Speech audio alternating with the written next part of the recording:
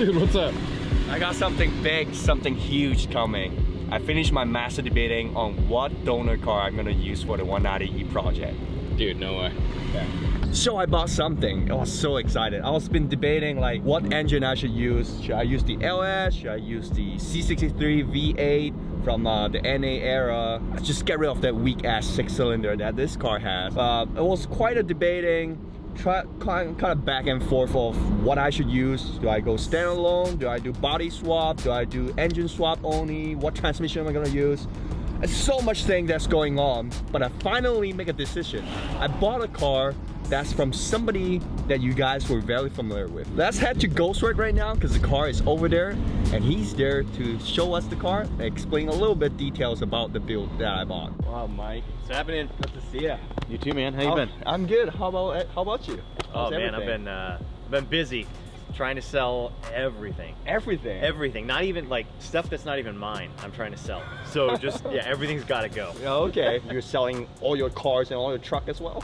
Yes, like everything. You're not going to be on the ground anymore. You'll be on the ocean. Everything that I have in SoCal, I'm trying to get rid of so I can move onto my boat and start sailing. And, you know, I don't know how long I'm going to do it for. Maybe a few years, maybe more. I don't know yet. But I know that everything that I'm selling, if I want to buy it again, I can build another car, I can buy something else. So for now, just kind of liquidate everything and go on this adventure. Yeah, get on the things that you need, and then you're trying to buy some more gears to get prepared. Yeah, I've been trying to buy stuff like we want to do fishing, spear fishing. Yeah, I saw that episode. Paddleboarding, like all that kind of stuff. Yeah, they're like selling you the spear guns, and they're talking about some carbon paddle that will save weight. Yeah, exactly. All the goodies for free diving and spear fishing. I don't know how to use any of it yet, but I'm gonna figure it out. Hey, we'll see. I don't know how to swim, so I don't know any of that. Wait, really? Yeah, I don't know. Oh no. Yeah, all that's like a fantasy, a dream for me. Chasing fish? No. I'll be at the bottom. He's just trying to breathe. I'll be at the bottom. Thank you for connecting me with this car. Yeah. I know that you spent a lot of energy, hour, and labor into building this car. And it's another one of those super custom projects, one-off, where everything had to be fabricated. So yeah, it's another car that's really, you know, something that we built from the ground up that's super unique. It has so much things on the car that will benefit me when I do the engine transfer or the body swap to the 190E. That will save me a lot of time. Yes. This car is over my budget, but I think it's worth it because all the money I put up front it's gonna save me some time and labor in the future. Without further ado, let's unveil the car. Yeah. Yeah. It's my honor to unveil this car together with you. Yeah, let's go. Look what I got. A Lamborghini. I finally bought a Lamborghini. Sight is not. It's actually something else. Let's unveil it together with Mike. Let's go. It's a Lamborghini. Man, this thing's so sick.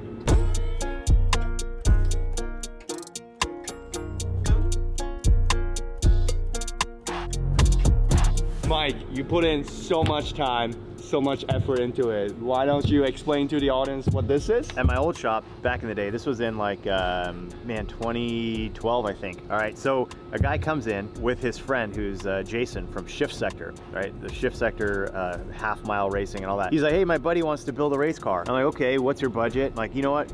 Would be the best thing I think for you is the Porsche Cup car. They're reliable, they're really fast, they're fun to drive. He said, no, I'm a Mercedes guy. I'm a big AMG guy. So I said, all right, well, if we build an AMG, you're gonna spend twice as much and it's never gonna be as fast. And he said, I do not care. I love AMGs and I wanna build a time attack car. So we built this thing. Everything is custom because they don't make anything for this car. We put in a sequential transmission. So it's a Hollinger 6-speed paddle shift sequential. It's got Motec, it's got PDM, it's got the Motec dash, SLS intake manifold, custom headers. The engine is moved back and lowered. I didn't know that part. Oh yeah, we did a lot of work on this car to try to make it work right because when this thing started out, it was 4,000 pounds and we dropped it down to 3,000 pounds by gutting it and cutting doors and all that kind of stuff. And it's still got all of the factory panels on it, like doors, except for the roof. For you guys, this car is a 2012 C63 AMG. It comes with the 6.3 liter M158 motor. It's the naturally aspirated version of it. These are really solid engines. So if you see like the AMG race cars, right? Like my AMG GT, but if you look at it as a GT3 car, they actually use this engine. So they ditched the 4-liter turbo motor. That's what they use in the GT4 class, but in the GT3 class, they actually take this engine. On the most recent series too. Yes, exactly. Yeah, they told me they ditch it and use this engine back into the GT3 class. Yeah, it's just such a solid, reliable, big power engine. That's one of the reasons I want to use this engine and shove it in that tiny 190E. All right, Mike, let's fire up this baby. Yeah. I want to hear it from outside. And I'll show you guys. It's so loud. It sounds so good.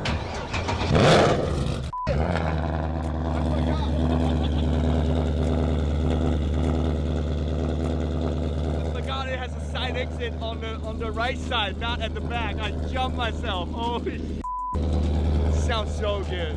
So raw, so AMG. Imagine this on the 190E. This is gonna be insane.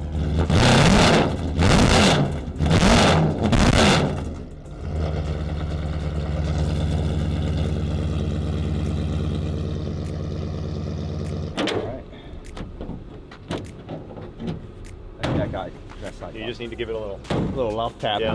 So these aero catch pins, they look really cool. They're aerodynamic, but they always hang up. They always hang up. There's just like, you're never gonna get away from that. But yeah, they work. And for you guys, it looks a little bit different than the normal C63 engine because it has a different intake manifold on top. Yeah. Yeah. So that's an SLS intake manifold. The factory manifold is like a kind of a long runner setup with 2 throttle bodies inside of it in the bottom that open at different times for a lot of like torque and drivability at the lower RPM. This one makes this really smooth power band that you don't normally see in a V8. You usually see like a ton of power and a ton of torque early on, and then it really falls off in the end, especially the torque. But with this manifold, it smooths it all out, so it's way, way better for a track car or anything that's lighter. Like I said, this thing's 4,000 pounds for the factory. Yeah. So they really want that grunt off the line when you get on the throttle. Yeah. But honestly, all it does is just spin the tires anyway. So it still spins the tires really good with this manifold, but it has that really smooth, like linear feeling all the way. Linear is good. That's why I love the Porsche. I did some research on this. Used one, this intake manifold costs like $6,000 on eBay. Yes. A used one. They are very hard to find and very expensive. Yeah. So, like I was saying, this car, everything was, nothing was cheap. So the transmission, bell housing alone from Hollinger, custom bell housing, custom flywheel, it's tilt and clutch, was like, I think $33,000 for the transmission, bell housing, and clutch. So that's a big chunk of money right there. Yeah. And then obviously you've got the race grade, which is Motec USA. So they built the wiring harness for this thing, custom to the specs that we wanted. Yeah. With an M150 ECU, with a PDM, with a C125 dash, and it's all set up. You can see those little yellow plugs over there. Yeah. Those are for individual cylinder exhaust temp sensors. So you can put exhaust temps in each one because we were planning on eventually turbocharging, doing a twin turbo setup on this thing. So if you ever want to do that in the future, all of that stuff is ready.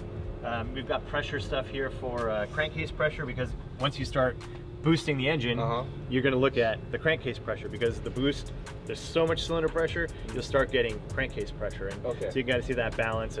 But we put all that stuff in here. So you already think ahead, and if he wants more power from this engine, we can do the twin turbo setup. Yes.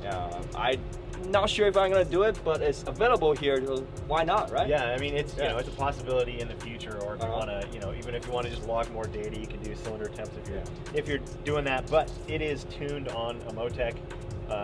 It makes, I think, 560 at the wheels right now in the current trim, and it's not really aggressive. It's tuned on pump gas, so you can run 91 all day long. But if you put in race gas, which wouldn't really make sense for you, I think when you put it in your other car, I think you can get 550, 560 with some mufflers and everything to the wheels, and that thing's, oh man, it's gonna be a rocket. Yeah, it's gonna be a rocket. It probably lift the head. The sequential gearbox is nice, but I never had any experience with it. I'll have some time on the track to feel it, but in my mind, I always wanted a manual for that car. So it's a possibility I would ditch the sequential and add a 6-speed or 5-speed manual into it. Yeah, I mean, well, a couple things, right? I think a manual transmission on the street you're gonna have more fun with. This is gonna be faster on the track. Obviously. But driving a sequential paddle shifted, this isn't like a DCT transmission where you can kind of put it in automatic mode, even though you could set that up in the Motec. It has that feature to where you can drive it like that, but you always have the clutch. So now you've got a clutch you have to remember to use when you come to a stop and to get the car going. And then after that, you don't have to use the clutch. You just can use the paddles, just like a DCT transmission. But it's a straight cut race gearbox. It's gonna make a lot of noise, which is cool if you're driving a car for 20 or 30 miles and cruising around to a car show. But if you're gonna go on any trips or anything like that, it's gonna get annoying. And suspension, I saw that you have some purple stuff underneath here. Yeah, so we got KW Club Sport shocks in here that we've got different spring rates on. Yeah, as you can see, we've got the camber pushed all the way in because we have Yokohama slicks on this. It's got the VBS wheels. Yes. Yeah, that were custom built. Beautiful E88 from BBS factory. Yeah, 18x12s all the way around. So this is one of the biggest things that it kind of kills my master debating on if I should buy this car. Yep. It's the full Motec, because I know whatever, either a LS or this motor or whatever motor I have to put in 190, I need an aftermarket ECU. Yes. I was like looking around, like there are cheaper versions like Max or Heltec. Heltec's on the more expensive side already. Yeah. But Motec like is the best. Yes, and you know what? I think a lot of people are like, oh, Motec's too expensive. The ECU is $5 grand, and I can get this other ECU for $2 grand. That difference in the price there, when you're building something like this, you're going to end up with a difference at the end of like $5 to $7 grand overall, right? Yeah. But now you're going to build a wiring harness for this other ECU that's going to cost the same as building one for the Motec. It's the same amount of work. It's the same amount of work if you use the right materials and stuff. You're going to spend so much money in all these other places, and you're not really going to have the quality that the Motec has. So yeah, I always err on going with Motec. All right, this is going to be the perfect donor car for the 190E project because it has the right motor, the right ECU that's already wired, and also built by a right builder. We have the Michael Essa, the legend that built the car. And when I finish that, can I say it's built by Michael Essa as well? I gotta see how it looks when you're done. You have to put the stamp on, it's like certified. Let me see how it looks. There you go. So you want me to give you the rundown of how to fire this thing up, how to drive it, what everything does in the car? It's fairly simple, but it's still a race car. Yep. And it's definitely not anything factory in there. So I'll show you what everything does. Okay, sure, let's do that. Oh, good thing I'm tiny, I'm skinny. Skinny word? Man, it has 3 pedals, just like a manual. So we put the power on first? Yeah, so you've got the breaker switch here. So we'll turn that on. And that's the pump for the air shift? Yes, exactly. Right now, when the car sits for a while, the way that this air shift system works isn't with a pneumatic plunger, but it's actually built into the Hollinger transmission. So it's got this like kind of paddle thing inside of this little box. And it's got O-rings and stuff around it. Okay. And it's got 2 valves that let air in or out and kind of push on this paddle. Yeah. And it gets a little bit of corrosion in there from when it sits. So this thing's been sitting for at least 4 years. I think 2019 was the last time that we fired this thing up and took it to the track. And we're in 2025 already, so that's a long time. Man, that's a long time. That's a long time, yeah. But so that's why it's not filling up all the way, because there's a little bit of air leaking past that O-ring. Sometimes just driving it and doing the shifts will just blow those little, like, you get that like water that sits and you get that corrosion. Yeah, it's like the white ring around it. Exactly. Yeah. So that's inside. If you take it apart and you wipe it off and you put some O-ring lube on there and put it back together, it's fine. And somewhere in here. Yeah, it's on top of the transmission, kind of on the back side of the transmission. So I do have an access panel that we built. That's awesome. And the dash just unbolts with a couple screws, so if you need to get to it. This is also a carbon dash that Mike put in. Yeah, that's actually, it's a carbon dash from Reese Millen Racing for a Hyundai Genesis. Oh. Yeah, so it's really hard to find a dash that would fit in this car because of the width, because it's a pretty wide car. Yeah. But this thing kind of worked. Like the shape was perfect, and it was a carbon dash we could source. So. But yeah, so you've got the ABS, how much ABS you want over here, and we just wrote everything in Sharpie because we have the stickers somewhere. They're probably in the bag. Probably in there, yeah. But we were gonna get it powder coated, but we were just like, all right, let's get it out there and start testing the car. And what's this big red knob here? So that's the brake bias. Oh, so front F is front and R is rear. Correct. So you have 2 master cylinders, and the brakes actually operate both the master cylinders, but there's a balance bar, and the more you twist it, the more it moves the pivot. So you move the pivot point more to the front, it pushes the front one more. Oh, I see. Clutch in and pull up a gear just like you would put it in a DCT, but you just have to have the clutch in, and then you take off like a manual car. Okay. And then, yeah, when you're on the track or whatever, you can shift without touching the clutch. Sure. Let me try to drive the car and without stalling it. And I can press start. Yeah, and just make sure it's in neutral, and so yeah, it's always a good idea just to push the clutch in just in case. Just like a manual car. Yep. Standing right there. All right, let's press the pedal, shift it to first. And then make sure you have brakes. Okay. Pump them up. Pump. Nope. I guess the release doesn't go in. Do it again. Nope. So sometimes you gotta let the clutch out. And then, yeah, hold the brakes whenever you're letting the clutch out, just in case, because sometimes it's halfway in gear, and as you let the clutch out, it'll click in. No, you don't want it to jump. Exactly. It's got those big dog teeth in it. So if you let the clutch out and you push the clutch back in, usually that will help it to want to go in gear. But sometimes you gotta mess with the clutch a few times. Sometimes you even have to roll the bar a little bit. Okay. It goes in. Let's see. No! I stole it. It is Rookie.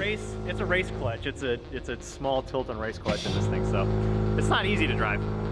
It's so cool when you shift, you can hear it like it's like the air shift. What does it sound like?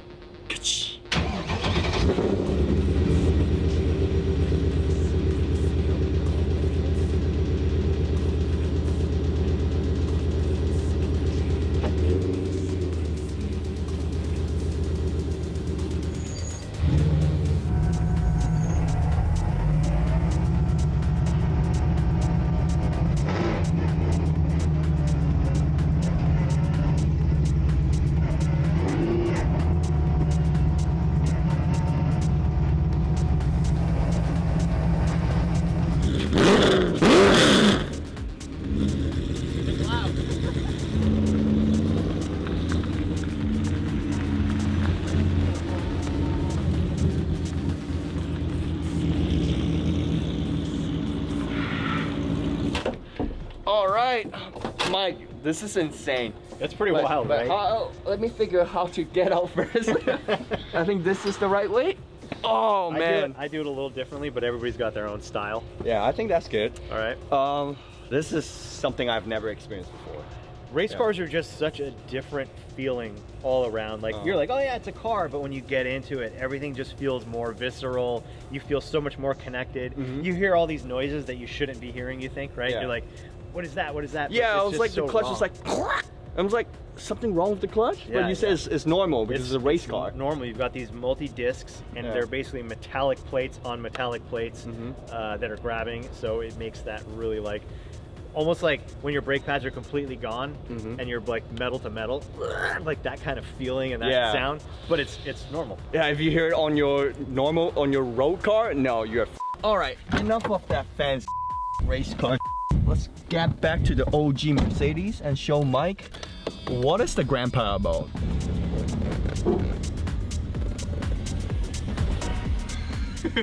Look at both of these cars side by side. Wait, before you open the hood, it's crazy to think that that car is what, 20 years older than this car. They're both Mercedes. Yeah. They're both kind of like in the same class as far as at the time, you know, what they were. So you are going to change the body on this thing, right? Yes, we already ordered the Evo 2 DTM body kit. It's gonna be wider, thicker, big wing, and that's the reason that you can't just have a sick body. You have to have a great engine in it, a great interior. That will be the perfect donor car to kick off the project. All right, Mike. Damn, this thing is old, huh? This thing's old. Yeah. Like, all right, Mike. So when can we start doing on this thing? When are you guys gonna start? Yeah. I don't know. It's up to you. But man, it's 14 past 13 already. I gotta head out. Oh, Mike, how do you shove this engine in here?